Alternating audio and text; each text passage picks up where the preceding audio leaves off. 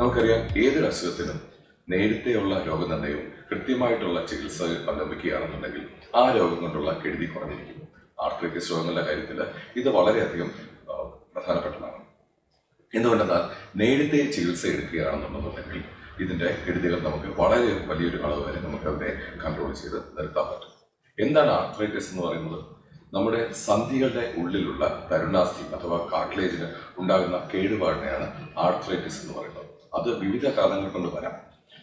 പ്രായമുള്ളവരിൽ തേയ്മാനം കൊണ്ട് ആർത്രൈറ്റിസ് വരാം, നമ്മളതിനെ ഓസ്റ്റിയോ ആർത്രൈറ്റിസ് എന്ന് വിളിക്കുന്നു.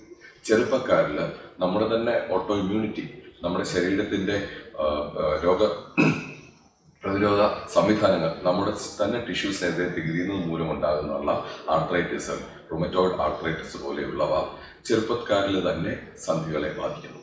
ഇത് വളരെ പെട്ടെന്ന് മോശമാവുകയും അതുകൊണ്ട് അവരുടെ ജീവിതം തന്നെ തീരെ ബുദ്ധിമുട്ടിലാവുകയും തീരെ സാധ്യതയുണ്ട്.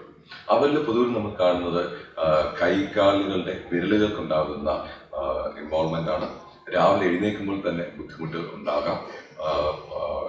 ഇത് രാവിലെ എഴുന്നേൽക്കുമ്പോൾ ഉണ്ടാകുന്ന ബുദ്ധിമുട്ടുകൾ കൂടുതൽ സമയം നീണ്ടു നിൽക്കുകയും 1/2 മുതൽ 1 മണിക്കൂർ സമയം വരെ ഇത് നീണ്ടു നിൽക്കുകയും ചെയ്യുന്നു.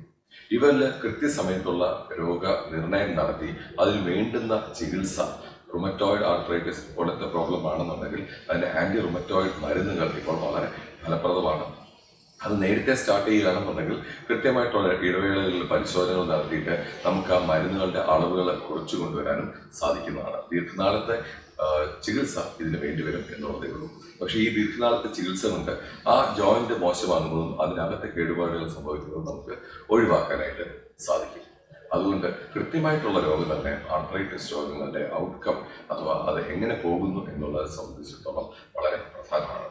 ഇനിയിപ്പോ തേയ്മാനം പോലത്തെ ഓസ്റ്റിയോ ആർത്രൈറ്റിസ് അഥവാ തേയ്മാനമാണെന്നുണ്ടെന്നുണ്ടെങ്കിൽ നേരത്തെ അതിന്റെ രോഗനിർണയം നടത്തി നമ്മുടെ ഏതെങ്കിലും ജോയിന്റിനകത്തുള്ള എന്തെങ്കിലും ചെറിയ കേടുപാടുകൾ ഉണ്ടോ എന്നുള്ളത് രോഗനിർണയം നടത്തി കഴിയുകയാണെന്നുണ്ടെങ്കിൽ അതിന് കൃത്യമായിട്ടുള്ള ചെറിയ ചികിത്സകൾ കൂടെ ഈ രോഗം മോശമാകുന്നത് നമുക്ക് പ്രിവെന്റ് ചെയ്യാൻ പറ്റും. നല്ലൊരളവ് വരെ എക്സസൈസുകൾ അഥവാ കൃത്യമായിട്ടുള്ള വ്യായാമങ്ങൾ ചെയ്യുന്നത്, ചെയ്യാൻ മോശമുള്ള ചില കാര്യങ്ങൾ ഒഴിവാക്കുന്നത്, നിലത്തിൽ കുത്തിയിരിക്കുന്ന പോലത്തെ കാര്യങ്ങൾ ഒഴിവാക്കുന്നത് തുടങ്ങിയ കാര്യങ്ങൾ നിഷ്കർഷണത്തോടെ പാലിക്കുന്നത് ഈ സംഗതി മോശമാകുന്നത് നിന്ന് നമ്മളെ സഹായിക്കുന്നു. അതുകൊണ്ട് കൃത്യമായിട്ടുള്ളൊരു രോഗനിർണയം അതിനു വേണ്ടിയിട്ട് നമുക്ക് വേണ്ടുന്നത് ഈ ഒരു രോഗത്തെക്കുറിച്ചുള്ള അറിവാണ്, ഇതിനെ പറ്റിയുള്ള അവബോധമാണ്. അപ്പം നമുക്കറിയാവുന്ന ഓരോ സന്ധി വേദനകളിൽ നിന്ന് ബുദ്ധിമുട്ടുന്നവരാണെന്നുണ്ടെന്നുണ്ടെങ്കിൽ അവരെ ഒരു ഡോക്ടറിനെ കാണാൻ പ്രേരിപ്പിക്കുക. ഡോക്ടറിനെ കണ്ട് പരിശോധനകൾ നടത്തി, ചിലർക്ക് എക്സ്റേ അല്ലെങ്കിൽ ബ്ലഡ് ടെസ്റ്റുകൾ തുടങ്ങിയവ വേണ്ടി വന്നേക്കാം. അതിനുശേഷം ഡോക്ടറുടെ നിർദ്ദേശപ്രകാരമുള്ള ലഘു വ്യായാമങ്ങൾ കൊണ്ട് തന്നെ നമ്മുടെ ബുദ്ധിമുട്ടുകൾ നല്ലൊരു പരിധി വരെ കുറച്ച് നിർത്താനായിട്ട് സാധിക്കും. സന്ധിവാദമുള്ള എല്ലാവർക്കും ഓപ്പറേഷൻ്റെ ആവശ്യമില്ല. സന്ധിവാദം വളരെയധികം മോശമായി, മുട്ടുകളുടെ ഉള്ളിലുള്ള അവസ്ഥ തീരെ മോശമായി അവർക്ക് ദൈനംദിന കാര്യങ്ങൾ ചെയ്യാൻ ബുദ്ധിമുട്ടുള്ളപ്പോൾ അതിൽ നിന്ന് കരകയറാൻ വേണ്ടിയിട്ടുള്ള ഒരു മാർഗം മാത്രമാണ് ഓപ്പറേഷൻ. അതുകൊണ്ട് സന്ധിവാദം വന്നു കഴിഞ്ഞാൽ ഉടനെ ഓപ്പറേഷൻ ആണെന്നുള്ളത് തെറ്റിദ്ധരിക്കേണ്ട കാര്യമില്ല. കൃത്യമായിട്ടുള്ള വ്യായാമങ്ങൾ കൂടി നമുക്ക് ഇതിനെ നല്ലൊരു രീതിയിൽ നമുക്ക് പ്രതിരോധിക്കുകയും ന്യായമായിട്ടുള്ള എല്ലാ കാര്യങ്ങളും ചെയ്യാൻ പറ്റുന്ന രീതിയിലുള്ളൊരു ആരോഗ്യം നമുക്ക് വീണ്ടെടുക്കാനും സാധിക്കും. എല്ലാവർക്കും നല്ല ദിവസവും നല്ല ആരോഗ്യം.